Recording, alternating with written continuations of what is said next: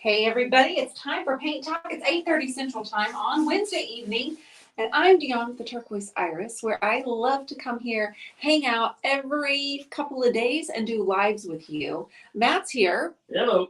And I'm going to finish up this buffet, but first we're going to talk about, well, while we're painting, we're also going to talk about how you deal with criticism. I would love your feedback. How do you deal with criticism? It's a really hot topic this month. People have been talking about it. I've kind of been sharing about it in my membership group. And Matt, I'm probably going to ask you how you deal with criticism. How's that feel? I don't really get criticized. Not necessarily you personally. Oh. Just criticism in general, like advice. That's kind of what we're going to talk about. So you may have there's different types of criticism. Oh, sure. There's constructive. There's all kinds of different There's hurtful criticism. But we're going to talk mostly about the hurtful kind because people in my life are getting hurt and criticized. And the more and more you're on social media, the more vulnerable you are to it, the more susceptible. So as I'm working through this, if you guys have any questions at all, ask me. Colors. Matt is here. Michelle will be on here, and I will do my very best. Three of us will answer your questions. I'm using a brush from Paint Pixie. I'm putting on clear wax first. This is actually part 3. Blue Iris, which is a paint color from DIY. Water Lily, and then I have some of my Bohemian Brights in the Adored Chaos, and also the Wandering Heart, which is this delicious spearmint color that you see over here. Links are going to be posted. Any questions that you have, just dive in. But I thought it would be really important to, after the week and reading a lot of comments online and in my membership group, that we talk a little bit about criticism. We have several people making comments already about it. Cindy Herbert says, I ignore it. But what if it's, Lisa, let me ask Saltwater Catlin says, I consider the source. For sure, that's a good one. Consider the source. The dad dork says, hey sis, I just tell people I bless their heart. So the dad dork says, who is my brother, he says, you just say bless your heart. I bless their heart. I bless their heart. Well, so I wrote a post the other day about criticism. And like I said, it's a heavy, hot topic right now. And I feel like it should be addressed. And let's talk about it. So if you're popping on, I'm adding clear wax from DIY first. I'm going to finish this piece off with black wax as I usually do, framing it and shading and adding in black wax. So you guys are going to watch that process, but I thought I would go ahead and do the clear wax first this time, even though I don't usually do that.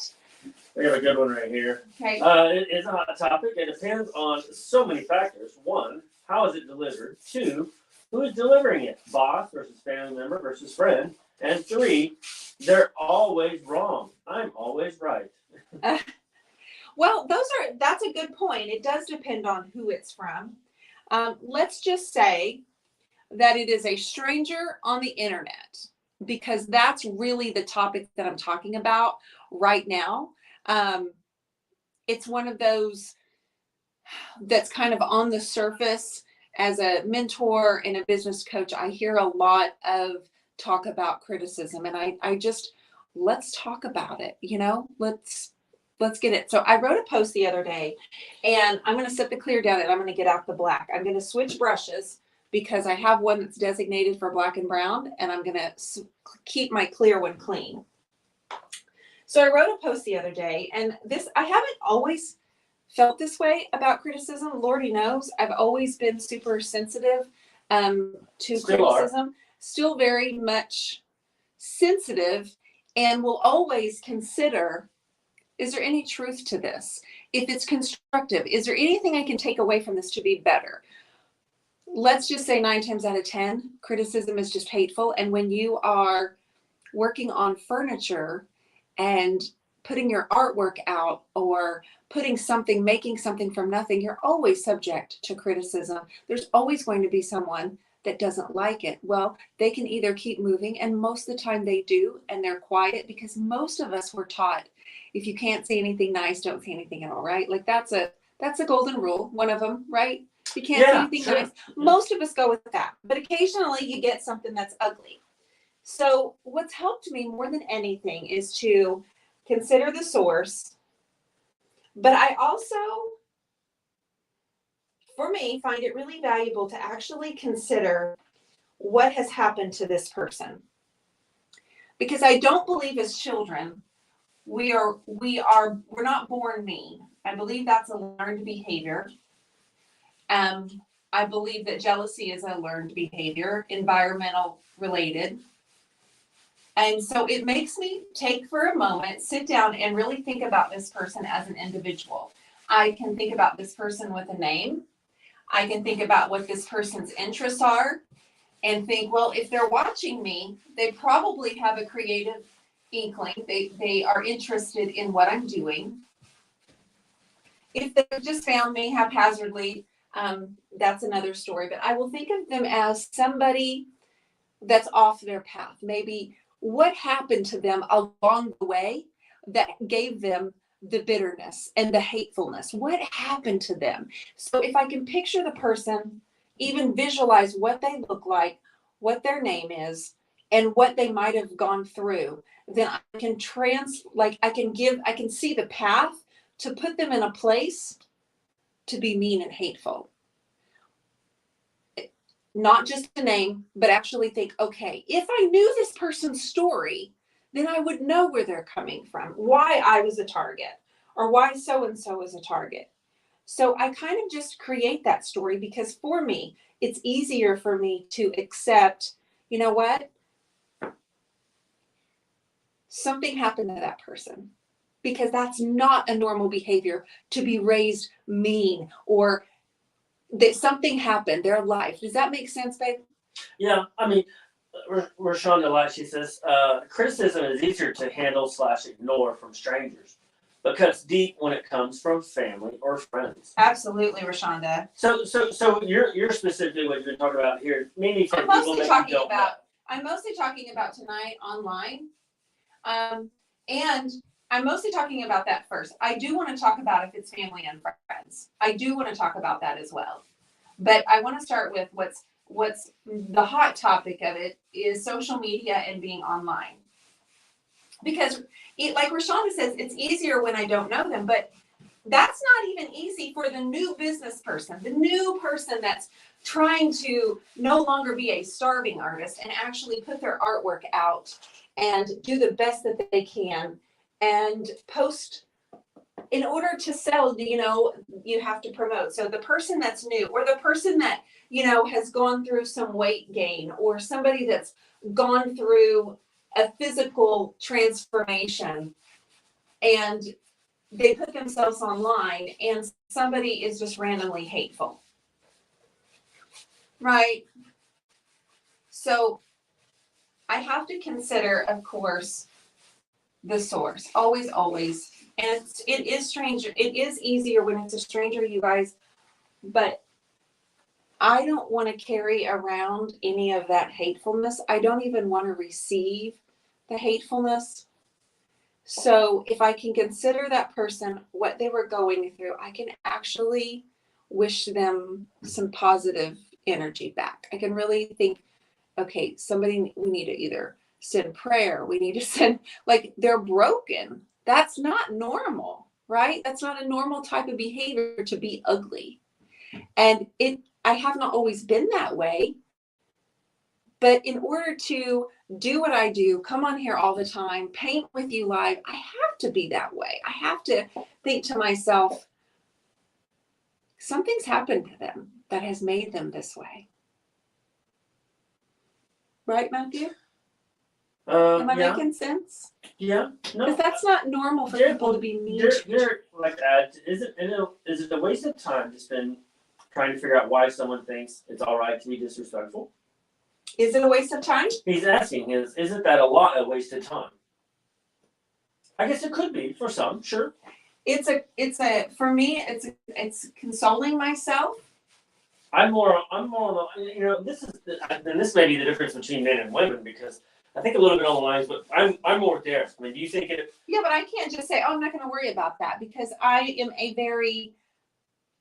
I feel everything. I feel what you're feeling. I feel what everyone's feeling. So I can't just go, Well, I'm yeah. not going to feel that. Like, I'm not even going to touch it because it touches me, whether I like it or not. I'd be lying if I said, oh, I'm not going to worry about that, because when it hits you, it's starting to sting. And so I have to go, the way that I'm dealing with it is it's not wasted energy. It is necessary energy that I actually have to do. So yeah, men and women, you're right. We definitely handle things. Well, yeah, I differently. think men and women handle, and it's not so much how, it's not a blanket statement on how people should or should not, handle something, because everybody's different, right? Right. But I think I think what's interesting to talk about is the reason why people feel like they need to do that. You're not asking for their opinion. No. Sometimes you do. Sometimes you ask for feedback, right? I mean, that happens. But, And it's not even necessarily as much about me as it's a topic that's really prevalent in the creative, online space right now. It's criticism and meanness. I can't believe in my heart that someone was just made that way. I just believe something happened to them, something. And so for me, if I just really picture them as a person who maybe once was respected, who is yearning for respect, yearning for attention, and I'm able to find compassion, and I don't know if that's normal. And I certainly haven't always been that way, but it's necessary for me to continue doing what I do. It's necessary for me to take that on. And I was just curious if there was anybody else like that. I think there's a lot of people out there. A lot of times when you reply, if you reply to them, it's always in kindness. I always think it's funny what you do. You always reply and say thank you for watching and have a blessed day, or you say something of that nature. Well, it's not to be condescending. It's just like, oh, I will show you how we act here. And if that doesn't suit you, then you have to go on. Unfortunately, you can come back when you can play nicer. That's not how we roll. Yeah. I have to. I don't know why, honey, but our video stream is not great tonight. Really? Yeah, I don't know if your phone is on right network or not. On Facebook or YouTube, babe? Both. They're streaming from the same platform. Are they saying that they can't see very well? No, it's just it's like a robot.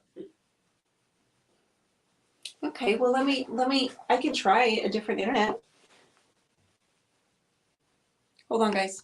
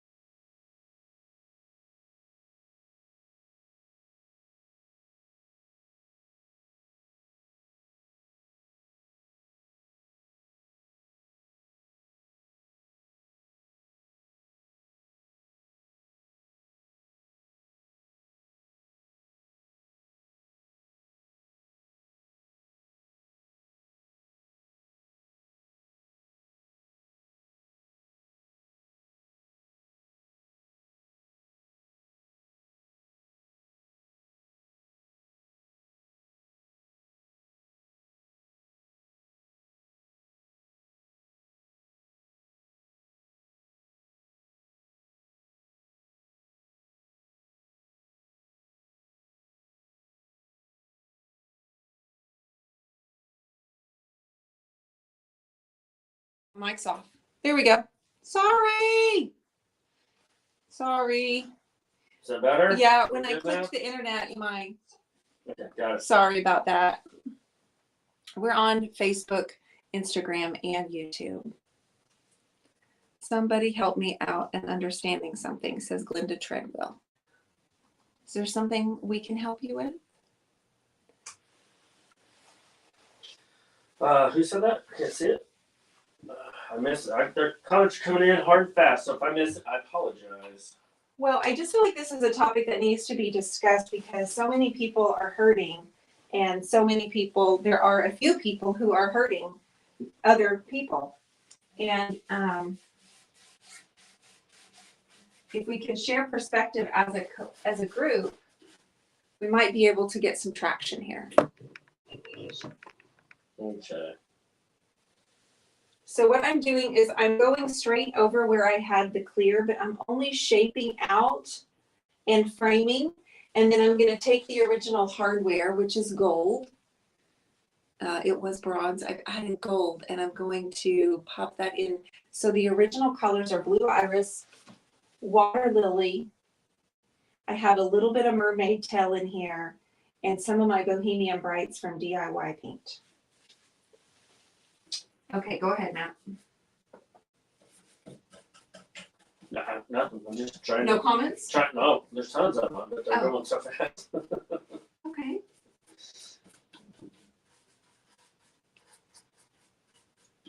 I just want some of their feedback. So, Well, Mary Miller, she says, well, sometimes you just don't know what people are dealing with themselves. And I think that goes back to your point, not knowing exactly if they just, they just had a bad day, just got out of a bad argument, trying to get online, watch something, and then just they lash out at you. Yeah. It's not really directed No. at you per se. that's the thing. It's kind of like if I talk to this person in person, whoever this is, would they actually say that to our face? No, I don't believe they would say that to our face. I think it's easier, right? But I can't just dodge it. I have to. I'm not the type of person just to dodge and miss. I will have to think about it, go, okay, how am I going to deal with this? I don't want to absorb it, but I have to deal with it. I don't want to harbor any anxiety or frustration or just, I don't want to have any of that negativity. Right? So, anyway, I made a post about it on Facebook and Instagram, and a lot of you had a lot to say. And so I felt like it was a topic that we should probably discuss. And for those of you that are watching, if you have advice, how do you handle with it? How do you handle it? I think that would be wise to share if you could. Because unfortunately, Laura Maldonado says, piece is looking beautiful. oh, thank you so much, Laura. I just wanted to get it finished so we could get it on the staging wall this week.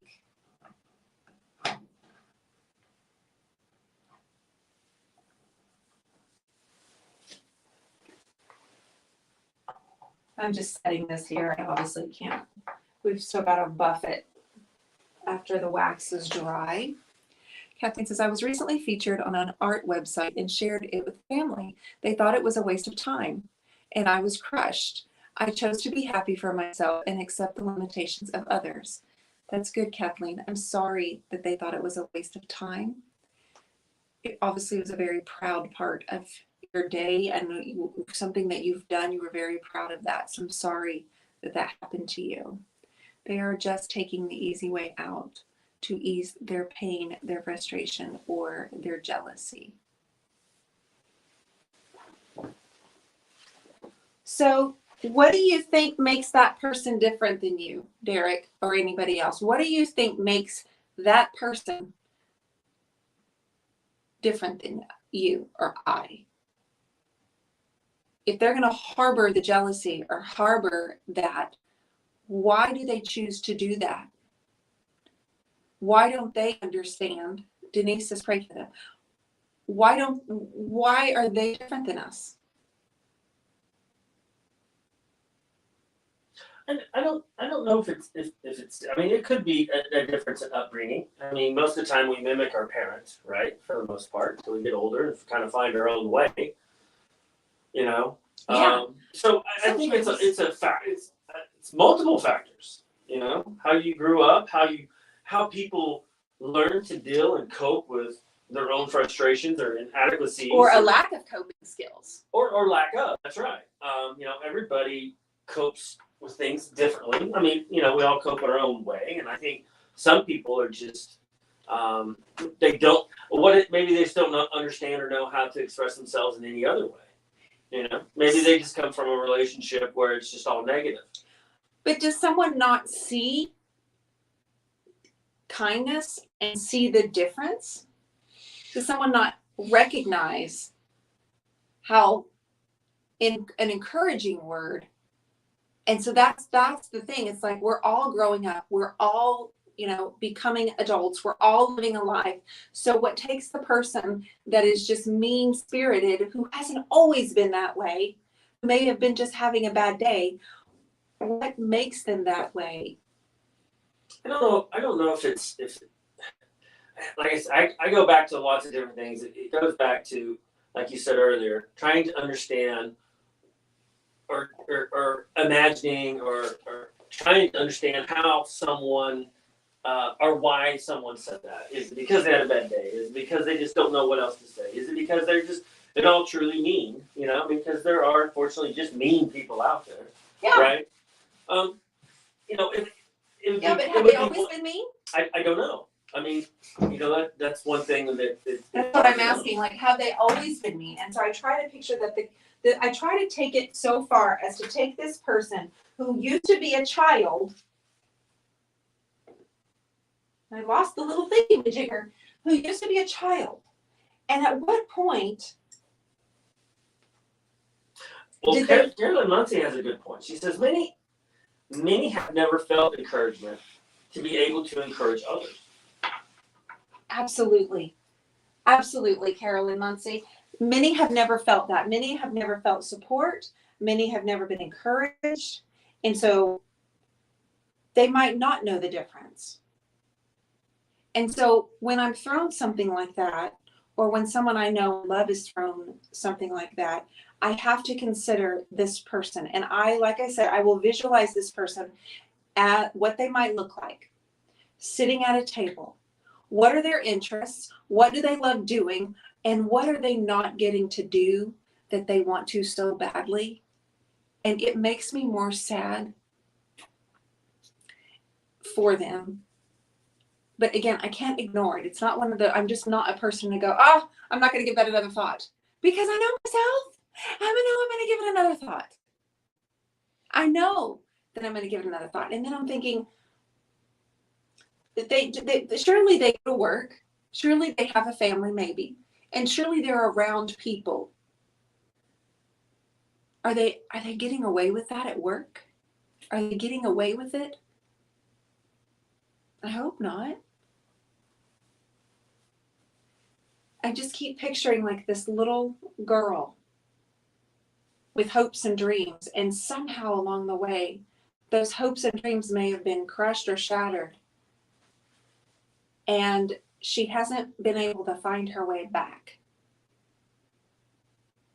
And so lashing out in a mean way or hurtful way, it doesn't solve anything.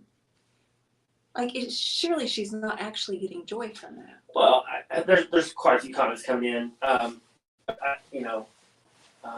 It's kind of relatable. You know, you're asking why people, they weren't like that, they weren't born that way, so forth and so on, right? I mean, you wonder where it's come from, but you know, here's the deal: why do dogs chew on things? Why do they chew on your personal For items? attention? Yeah. Because they're getting puppy teeth? Nobody taught them to do that, right? And I think it kind of goes back to that, you know, attention. You know, if I can throw negative attention out there, maybe I can get in an argument with this woman. Maybe this woman will come back at me, and then we can somebody will actually pay attention to me, or whatever. I'm not saying that's always the case, but I think that's sometimes the case. And you know, sometimes it's just attention, no matter if it's positive or negative or what it may be. So.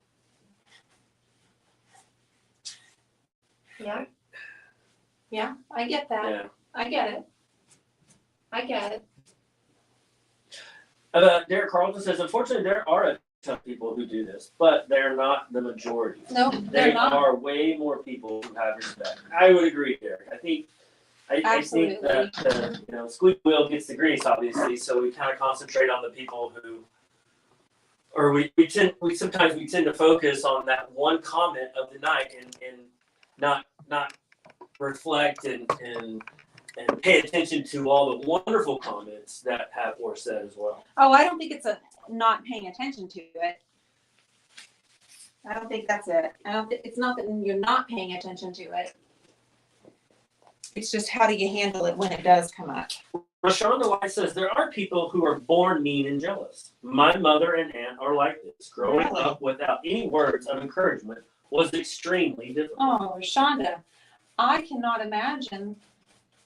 I can't imagine that. But Rashonda, you're not like that. So do you think part of it is genetics? Because you're one of the most supporting, loving people on here. And did you just know the difference? See, that's another thing I want to talk about.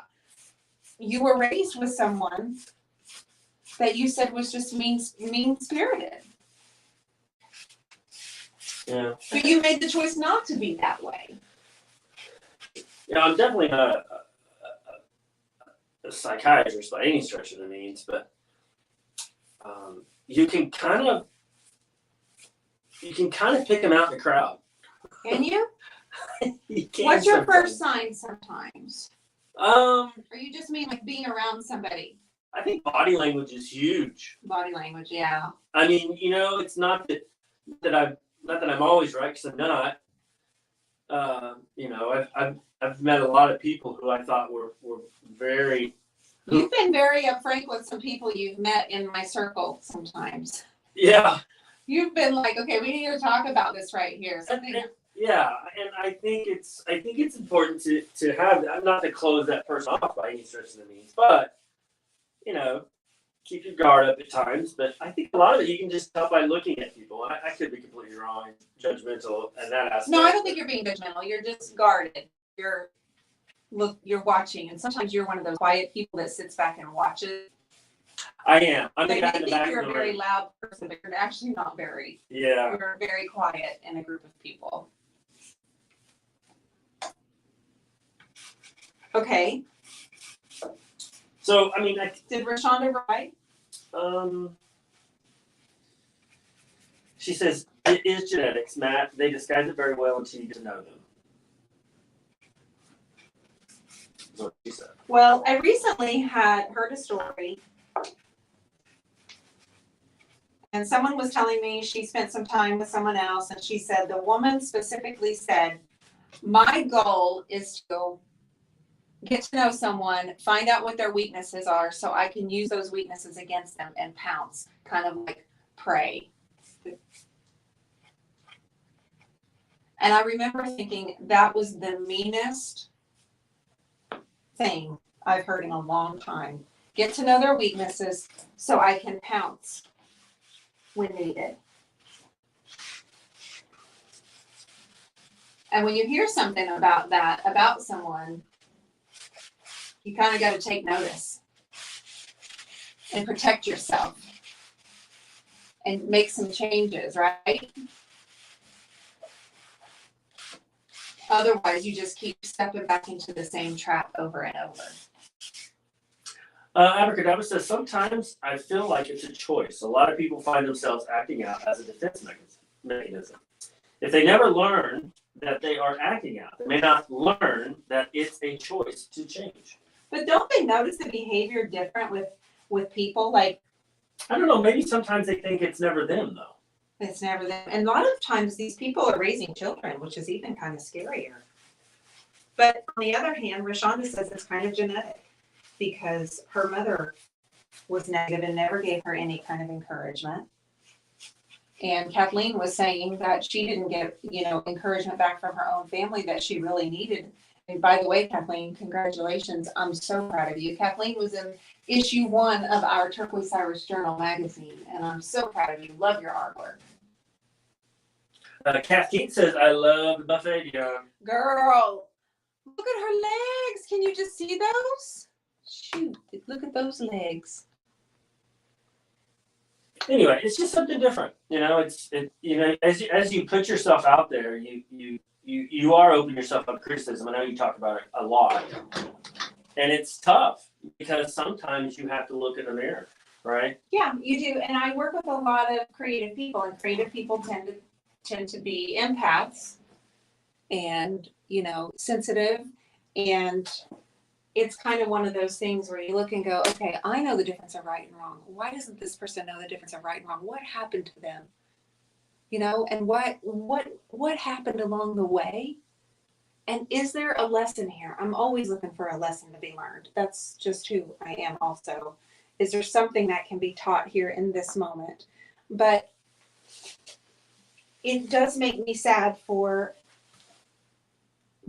especially the person that's similar in my age, similar in, growing up in the same time frame, who had the same goals and dreams, similar goals and dreams.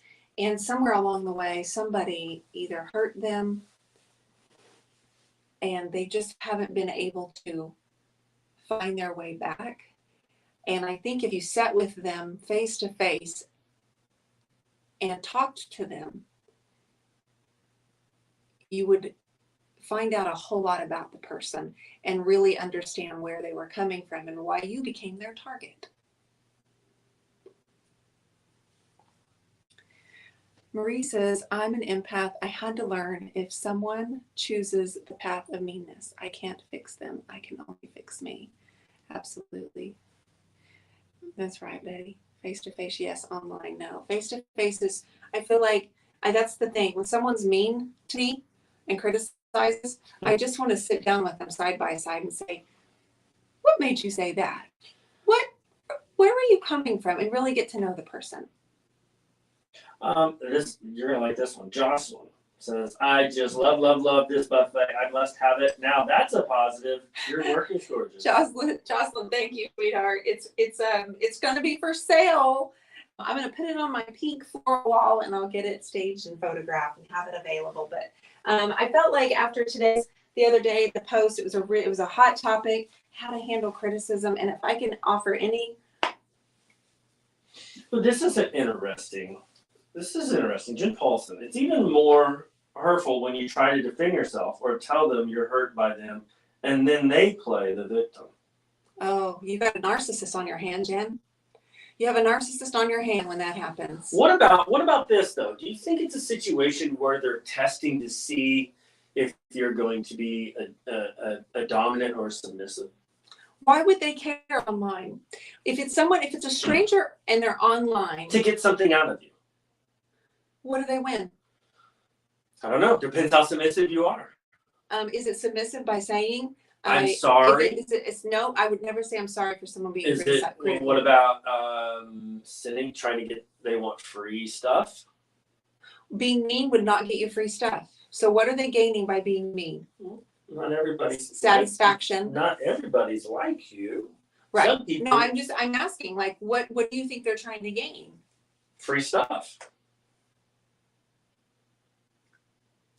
Well, I don't think I would send free stuff to someone that was mean, but I would need to take care of myself with like, okay, that was really hurtful, and I could either choose to absorb that and hang on to it, or I could let it go. But I'm not one of those that's just going to bounce. I'm going to feel it. I'm going to sting. I'm going to probably cry. I'm going to talk about it. And then I'm going to have picture that person as a child and growing up, and somewhere along the way, they did not have a need that was met somewhere, or someone broke them, hurt them. And in order to me, that's easier to deal with. I can accept it because I can see the person. I can give them what I think they're wearing, whatever their hobbies are. And I can somehow say, there's a reason why they're watching me. There's a reason. They're interested in painting. They're interested in being creative. But for some reason, they just can't. They're not getting that opportunity. And it does make me sad. Well, at the end, it's not a fact. It's just their opinion. And a lot of people have been saying that on here as well. Yeah, absolutely. I don't know. Abracadabra says Michael Jackson, the man in the mirror. I have no idea what she means by that, but I like it. It's probably the song, like what the song means. And I would have to go back and listen to the man. Oh, yeah. Yeah.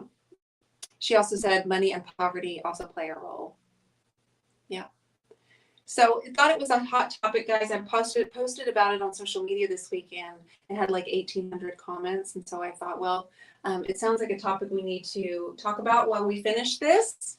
And I've got it finished. I need to do the top, which all the cameras are in the wrong place for the top. So I will finish that side, top, buff, and hopefully get it on the staging wall on Friday. Thank you guys for giving your feedback. I'm going to go back and read all of these now. I always hear how empaths have such a hard time because they absorb the feelings, all of the feelings in a room. It's really hard for them to be in a room sometimes around a lot of people, especially if it's a very significant gathering, because they feel everything. What? Who does? Empaths. I was going to ask you what that meant. It's a type of your wife is an empath. Am I an empath? No. No? Okay. You have empathy. Definitely have empathy. Because you were raised really well. And you were born that way with the instinct. You guys have a wonderful Thursday. Thanks for joining me. I'll be back on Friday night. And then I'll be back on Sunday again. And we've got a new project coming up. And thank you, Jen. Thank you for your feedback. Thank you, everybody. I'm going to go back and read all of this. And I hope that you have a beautiful day. Thanks for tuning in. See ya. See ya.